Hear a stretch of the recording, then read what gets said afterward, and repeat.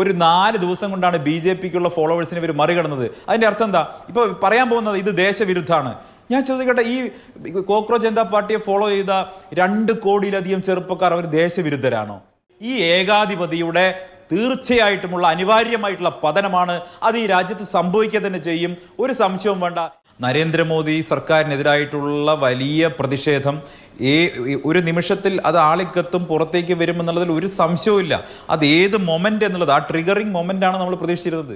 ശ്രീ സന്ദീപ് വാര്യർ, ഇന്നിപ്പോ ഏറ്റവും പരസ്യമായി ഈ വിഷയത്തിൽ ഒരു അഭിപ്രായം വന്നത് ശ്രീ ശശി തരൂരിന്റെ ഭാഗത്തു നിന്നാണ്. കോൺഗ്രസിൽ നിന്ന് വളരെ ശക്തമായ ഒരു അഭിപ്രായം വന്നത്, ഇതിനെ ഭയക്കണ്ട, മറിച്ച് ഇതിനെ കൂടെ നിർത്തുകയാണ് വേണ്ടത്.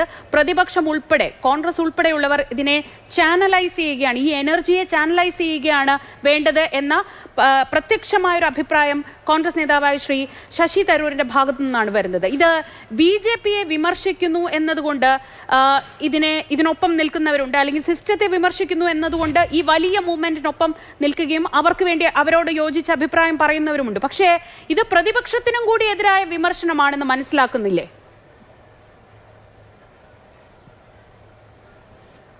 ശ്രീജ, ആദ്യമായിട്ട് ഈ ചർച്ചയിൽ ആദ്യം സംസാരിച്ച ഡെലീഷ എന്ന് പറയുന്ന കൊച്ചുമോളെ, അവരുടെ ഒരു രാഷ്ട്രീയ ബോധത്തെ ഞാൻ നമിക്കുകയാണ്. അത് 17 വയസ്സുള്ള ഒരു പെൺകുട്ടി എത്ര കൃത്യമായിട്ടാണ് രാഷ്ട്രീയം സംസാരിക്കുന്നത്, എത്ര കൃത്യമായിട്ടുള്ള രാഷ്ട്രീയ ബോധ്യമാണ് അവർക്കുള്ളത്. തീർച്ചയായിട്ടും ഇത് ഇന്ത്യയിലെ മുഴുവൻ രാഷ്ട്രീയ നേതൃത്വത്തിനും തീർച്ചയായിട്ടും ഈ വരുന്ന തലമുറ, പലപ്പോഴും നമ്മളൊക്കെ അവർ അരാഷ്ട്രീയവാദികളാണ്, അതല്ലെങ്കിൽ അവർ TV ചർച്ചകൾ കാണാത്തവരാണ്, അതല്ലെങ്കിൽ ഇന്നത്തെ രാഷ്ട്രീയത്തെ സംബന്ധിച്ച് അപഗ്രഥിക്കാത്തവരാണെന്നൊക്കെ നമ്മൾ ചിന്തിക്കാറുണ്ട്, വിചാരിക്കാറുണ്ട്. പക്ഷേ നമ്മളെക്കാൾ വളരെ കൂടുതൽ കൃത്യമായിട്ട് രാഷ്ട്രീയത്തെ നിരീക്ഷിക്കുകയും നോക്കിക്കാണുകയും അത് സംബന്ധിച്ച് അഭിപ്രായ രൂപീകരണം നടത്തുകയും ചെയ്യുന്നുണ്ട്. എന്നാൽ അവർക്കുള്ളിൽ അവരുടെ പ്രതിഷേധം, അവരുടെ നിലവിലുള്ള സിസ്റ്റത്തോടുള്ള അവരുടെ പ്രതിഷേധം അതൊരു കനലായി അവരുടെ ഉള്ളിൽ ഇങ്ങനെ ആളിക്കത്തുന്നുണ്ട് എന്നുള്ളതാണ് ഇപ്പോൾ നമ്മൾ തിരിച്ചറിയുന്നത്. ഇവിടെ ആ കുട്ടി പറഞ്ഞ് നിങ്ങൾ ശ്രദ്ധിച്ചില്ലേ, ഭയമുണ്ടായിരുന്നു. എന്താണ് ഭയം? നിലവിലെ സിസ്റ്റത്തിനെതിരെ, ഗവൺമെൻറ്റിനെതിരെ പ്രതികരിക്കാനുള്ളൊരു ഭയം ചെറുപ്പക്കാർക്കിടയിലുണ്ടായിരുന്നു, കുട്ടികൾക്കിടയിലുണ്ടായിരുന്നു. ആ ഭയം ആണ് വാസ്തവത്തിൽ ഇത്രയും കാലം പ്രതികരിക്കാൻ കഴിയാതെ പോയതിന് പുറകിൽ എന്നാണ് അവർ പറഞ്ഞത്. അത് സത്യമല്ലേ? ഒരു ഭയത്തിൻ്റെ അന്തരീക്ഷം നമ്മുടെ രാജ്യത്തുണ്ടായിരുന്നു. പ്രതികരിക്കുന്നവരെ, പ്രതിഷേധിക്കുന്നവരെ കള്ളക്കേസിൽ കൊടുക്കുകയും കേന്ദ്ര ഏജൻസികൾ ഉപയോഗിച്ചുകൊണ്ട് ഭീഷണിപ്പെടുത്തുകയും അവരെ നിരന്തരമായി വേട്ടയാടുകയും അവരെ രാജ്യദ്രോഹികളെന്ന് മുദ്രകുത്തുകയും അവർക്കെതിരായിട്ടില്ലാത്ത ആക്ഷേപങ്ങൾ മുഴുവൻ ഉന്നയിക്കുകയും ചെയ്യുന്ന എല്ലാ തരത്തിലുള്ള മസിൽ പവറും അധികാരവും ഉപയോഗിച്ചുകൊണ്ട് എതിർശബ്ദങ്ങളെ അടിച്ചില്ലാതാക്കുന്ന ഒരു പ്രവണത നമ്മുടെ രാജ്യത്ത് കഴിഞ്ഞ കുറേ വർഷങ്ങളായിട്ട് തുടരുകയാണ്. അതിൻ്റെ ഭാഗമായിട്ട് നമ്മുടെ ഒരു സിസ്റ്റം മുഴുവൻ മാറി. അതായത് പ്രതിഷേധിക്കുന്നവരെ മുഴുവൻ ആക്ഷേപിക്കുന്ന നിലയിലേക്ക് സിസ്റ്റം മുഴുവൻ മാറിയതുകൊണ്ടാണ് ഇപ്പോൾ പ്രതിഷേധം കൂടുതൽ ശക്തമായി ഡിജിറ്റൽ പ്രതിഷേധമായിട്ട് മാറിയത്. വളരെ ഉത്തരവാദിത്തപ്പെട്ട സ്ഥാനത്തിരിക്കുന്ന ഒരു വ്യക്തിയിൽ നിന്ന് ഈ നാട്ടിലെ യുവതലമുറ മുഴുവൻ പാറ്റകളെ പോലെയാണ്, അതല്ലെങ്കിൽ പരാന്നഭോജികളാണ് എന്നൊക്കെ വിളിക്കുമ്പോൾ അവർക്കുണ്ടായിട്ടുള്ള ഇൻസൾട്ട് എത്ര വലുതാണ്, എന്തുമാത്രം വലിയ അപമാനമാണ് ഈ നാട്ടിലെ യുവതലമുറയോട് അവർ ചെയ്തിട്ടുള്ളത്. തീർത്തും ഉത്തരവാദിത്തരഹിതമായി, ഉത്തരവാദിത്ത ബോധമില്ലാതെ ഇത്തരം ആളുകൾ നടത്തുന്ന പ്രസ്താവനകളാണ് സമീപകാലത്ത് മുഴുവൻ ഈ നാട്ടിൽ പ്രശ്നങ്ങൾ ഉണ്ടാക്കിയിട്ടുള്ളത്. അത് നിങ്ങൾ പരിശോധിച്ചാൽ മതി. അപ്പോൾ നിലവിലിരിക്കുന്ന എസ്റ്റാബ്ലിഷ്മെൻറ്റിന് വേണ്ടി ആ എസ്റ്റാബ്ലിഷ്മെൻറ്റിൻ്റെ ആളുകളായിട്ട് ചമഞ്ഞുകൊണ്ടിരിക്കുന്ന ഉന്നത സ്ഥാനത്തിരിക്കുന്നവർ നടത്തുന്ന തീർത്തും തെറ്റായിട്ടുള്ള അല്ലെങ്കിൽ തീർത്തും അനഭിലഷണീയമായിട്ടുള്ള ഇത്തരം പ്രസ്താവനകൾ ഈ നാട്ടിലെ കുട്ടികളെ, ചെറുപ്പക്കാരെ വല്ലാതെ പ്രകോപിപ്പിച്ചിരിക്കുന്നു എന്നുള്ളതിൻ്റെ തെളിവാണ് പുറത്തു വന്നുള്ളത്. ഇത് വാസ്തവത്തിൽ ശ്രീ രാഹുൽ ഗാന്ധി എത്രയോ കാലമായി പറഞ്ഞുകൊണ്ടിരിക്കുന്ന, അദ്ദേഹം നാട്ടിൽ പ്രചരിപ്പിച്ചുകൊണ്ടിരിക്കുന്ന, അദ്ദേഹം നാട്ടിലെ ചെറുപ്പക്കാരോടും കുട്ടികളോടും പറഞ്ഞുകൊണ്ടിരിക്കുന്ന കാര്യമല്ലേ?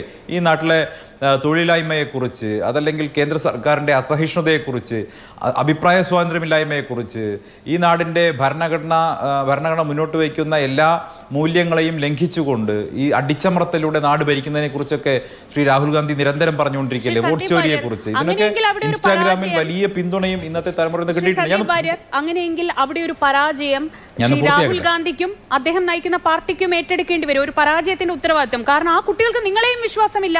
എന്തുകൊണ്ട് അവരെ വിശ്വാസത്തിലെടുക്കാൻ, അല്ലെങ്കിൽ അവർക്ക് നിങ്ങളെ വിശ്വാസത്തിലെടുക്കാൻ കഴിഞ്ഞില്ല എന്നതുകൂടി അതിനോട് ചേർത്ത് പറയൂ. അങ്ങനെയല്ല ശ്രീജ, അങ്ങനെയല്ല. അത് നോക്കൂ, ഇപ്പോൾ പുറത്ത് വന്നിട്ടുള്ള പ്രതിഷേധത്തിൻ്റെ ആകെ തുക എന്ന് പറയുന്നത്, ഈ പ്രതിഷേധം ഇത് എന്നായാലും പുറത്തു വരേണ്ടതാണ്. ഇതിങ്ങനെ ഈ ആളിക്കത്തുന്ന, ഉള്ളിലിങ്ങനെ പുകഞ്ഞുകൊണ്ടിരിക്കുന്ന ഒരു അഗ്നിപർവ്വതം പോലെ പുകഞ്ഞുകൊണ്ടിരിക്കുന്ന നരേന്ദ്രമോദി സർക്കാരിനെതിരായിട്ടുള്ള വലിയ പ്രതിഷേധം ഒരു നിമിഷത്തിൽ അത് ആളിക്കത്തും പുറത്തേക്ക് വരുമെന്നുള്ളതിൽ ഒരു സംശയവുമില്ല. അത് ഏത് മൊമെൻ്റ് എന്നുള്ളത്, ആ ട്രിഗറിങ് മൊമെൻ്റാണ് നമ്മൾ പ്രതീക്ഷിച്ചിരുന്നത്. അത് സ്വാഭാവികമായിട്ടും ഇന്നത്തെ ചെറുപ്പക്കാരായിട്ടുള്ള കുട്ടികൾക്കിടയിൽ ഈ കാര്യങ്ങളെക്കുറിച്ച് ബോധവൽക്കരണം നടത്തിയതിന് പുറകിൽ, അത് ജനങ്ങൾക്കിടയിൽ സംസാര വിഷയമാക്കിയതിന് പുറകിൽ ശ്രീ രാഹുൽ ഗാന്ധിക്ക് വലിയ പങ്കുണ്ട് എന്നുള്ള ഒരു സംശയവും വേണ്ട. അതിൻ്റെ ട്രിഗറിങ് മൊമെൻ്റ് ആയിട്ട് വന്നത് വലിയ ഉത്തരവാദിത്തപ്പെട്ട സ്ഥാനത്തിരിക്കുന്ന ഒരു വ്യക്തി നടത്തിയിട്ടുള്ള പരാമർശമാണ്. അത് സ്വാഭാവികമായിട്ട് ഒരു സറ്റയർ മൂവ്മെൻ്റ് ആയിട്ട് മാറി. അത് വന്നത് ഇങ്ങനെയാണെന്ന് മാത്രം. അത് ഒരിക്കലും പ്രതിപക്ഷത്തിൻ്റെ പരാജയമാണെന്ന് ഞാൻ കണക്കാക്കുന്നില്ല. കാരണം എനിക്ക് 100% ഉറപ്പുണ്ട് ഒരു വലിയ ആൻറ്റി ഇൻകംബൻസി സർക്കാരിനെതിരായിട്ടുണ്ടെന്ന്. നോക്കൂ നിങ്ങൾ, ഇപ്പം ഇവരുന്നയിച്ചിട്ടുള്ള എല്ലാ വിഷയങ്ങളും, ഉദാഹരണത്തിന് അഗ്നിപഥിനെതിരായിട്ടുള്ള ഇവരുടെ വിമർശനം, നീറ്റ് എക്സാമുമായി ബന്ധപ്പെട്ട വിമർശനം, രാജ്യത്തിൻ്റെ പരമാധികാരവുമായി ബന്ധപ്പെട്ട വിമർശനം, ഇതെല്ലാം രാഹുൽ ഗാന്ധി കഴിഞ്ഞ കാലങ്ങൾ നടത്തിയപ്പോൾ രാഹുൽ ഗാന്ധിക്കെതിരെ വലിയ തോതിൽ സോഷ്യൽ മീഡിയ ഉപയോഗിച്ചുകൊണ്ടും അല്ലെങ്കിൽ പെയ്ഡ് മീഡിയ, ഗോദി മീഡിയ, ഇവർ തന്നെ ഉപയോഗിക്കുന്ന പദം, കോക്രോച്ച് ജനതാ പാർട്ടിയുടെ ആളുകൾ തന്നെ ഉപയോഗിക്കുന്ന പദമാണ് ഗോദി മീഡിയ. അത് ദേശീയ തലത്തിലൊക്കെ ഉപയോഗിക്കുന്നത്, അതായത് മോദി പർച്ചേസ് ചെയ്ത മീഡിയ.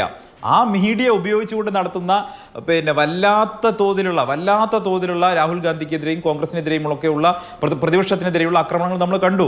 അപ്പോൾ ഈ ഒരു നറേറ്റീവ് വിലക്കെടുക്കുക, അല്ലെങ്കിൽ നറേറ്റീവ് സൃഷ്ടിച്ചെടുക്കുക, എന്നിട്ട് അതിന് മുകളിൽ അഭിപ്രായം, അതാണ് യാഥാർത്ഥ്യമെന്ന് ജനങ്ങളെ തെറ്റിദ്ധരിപ്പിച്ചുകൊണ്ട് മുന്നോട്ട് പോവുകയായിരുന്നു. അപ്പോൾ ഇതെല്ലാ ഏകാധിപതികൾക്കും അനിവാര്യമായിട്ടുള്ളൊരു പതനമുണ്ട്.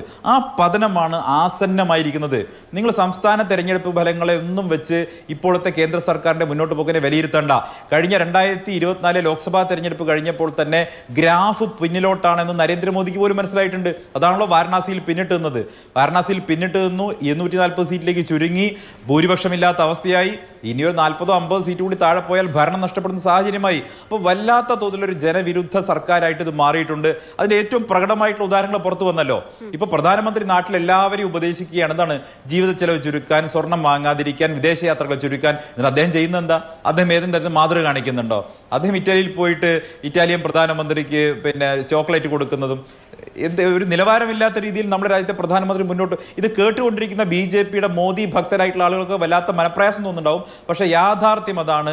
ഇന്നത്തെ തലമുറയ്ക്ക് ഇപ്പം BJPയുടെ അല്ലെങ്കിൽ മോദി ഭക്തരായിട്ടുള്ള ആളുകളെ പ്രായം നിങ്ങൾ പരിശോധിക്കണം. അത് ഒരു ഫേസ്ബുക്കൊക്കെ ഉപയോഗിക്കുന്ന, പ്രത്യേകിച്ച് ഫേസ്ബുക്കിലുള്ള ഒരു 40 വയസ്സിന് മുകളിൽ, അതായത് 2014 കാലഘട്ടത്തിൽ ഒരു 18 മുതൽ 21, 22 വയസ്സ് വരെ ഒക്കെ പ്രായമുണ്ടായിരുന്ന, അല്ലെങ്കിൽ 30 വയസ്സ് വരെ പ്രായമുണ്ടായിരുന്ന ആളുകളാണ് ഈ മോദി ഭക്തരായിട്ട് ആ കാലത്തുണ്ടായിരുന്നത്. ഇപ്പോൾ അവരൊക്കെ പ്രായം ഏതാണ്ട് 40 വയസ്സിലേക്ക് എത്തി. പക്ഷേ 2014 ചെറിയ കുട്ടികളായിരുന്നപ്പം ഇവിടെ ഇരിക്കുന്ന കോക്രോച്ച് ജനതാ പാർട്ടി ഡെലീഷയെ പോലെയുള്ള കുട്ടികൾ, അതായത് അടുത്ത തലമുറയും അതിൻ്റെ അടുത്ത തലമുറയുമുള്ള കുട്ടികൾ, അവർ വാസ്തവത്തിൽ ഇപ്പോഴത്തെ കേന്ദ്ര സർക്കാരിന് പരിപൂർണമായിട്ടും എതിരാണ്.